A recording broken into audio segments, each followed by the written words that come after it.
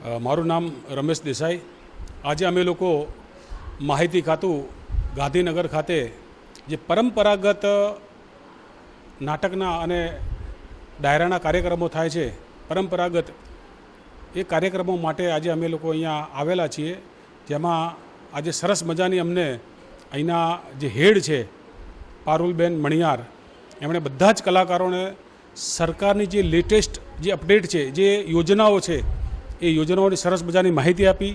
એમાં સૌથી વધારે જો કોઈ ક્રાંતિકારી પગલું કહી શકાય ગુજરાત માટે, ગુજરાતની યુવા પેઢી માટે, તો એ છે માહિતી ખાતાની વોટ્સઅપ ચેનલ, જે ખરેખર એક અદ્ભુત અને ક્રાંતિકારી પગલું છે।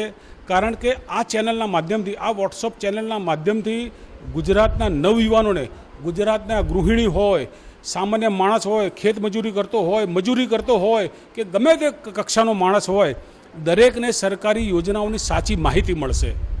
અને સીએમ સાહેબની પણ એક વોટ્સઅપ ચેનલ છે, એ ચેનલના માધ્યમથી પણ ગુજરાતની જનતા, ગુજરાતના લોકો પોતાના પ્રશ્નોની નિરાકરણ લાવી શકશે। સીધો જ એ મેસેજ સીએમ સાહેબની ઓફિસે પહોંચશે અને એ સમસ્યાનું નિરાકરણ પણ આવશે। એટલી સરસ મજાની વ્યવસ્થા આ સરકારે કરી છે। અને પરંપરાગત માધ્યમ હેઠળ જે કલાકારો આજે અમે બધા અહીંયા ભેગા થયા છે, એ બધાને સરસ મજાની આખા માહિતી જે વિભાગ છે, માહિતી ખાતાનો વિભાગ, બધા જ અધિકારીઓએ બહુ સરસ રીતે બધાને માહિતી આપી, ચેનલ વિશે સમજણ આપી, પછી સખી વન સ્ટોપ યોજના જે છે એની માહિતી આપી, મેદસ્વીતા મુક્ત ગુજરાતની માહિતી આપી, પ્લાસ્ટિક મુક્ત ગુજરાતની માહિતી આપી। એટલે ઘણી બધી જે યોજનાઓ છે, એ 15 યોજનાઓ અમારે જે કાર્યક્રમો અમને ફાળવ્યા છે, જે જગ્યા છે, ત્યાં જઈને અમે લોકોની વચ્ચે આ યોજનાઓનો પ્રચાર પ્રસાર કરીશું, જેથી કરીને સામાન્ય માણસ સુધી પણ, અંતરિયાળ ગામડામાં રહેનારા માણસને પણ આ યોજનાઓની સાચી માહિતી મળે।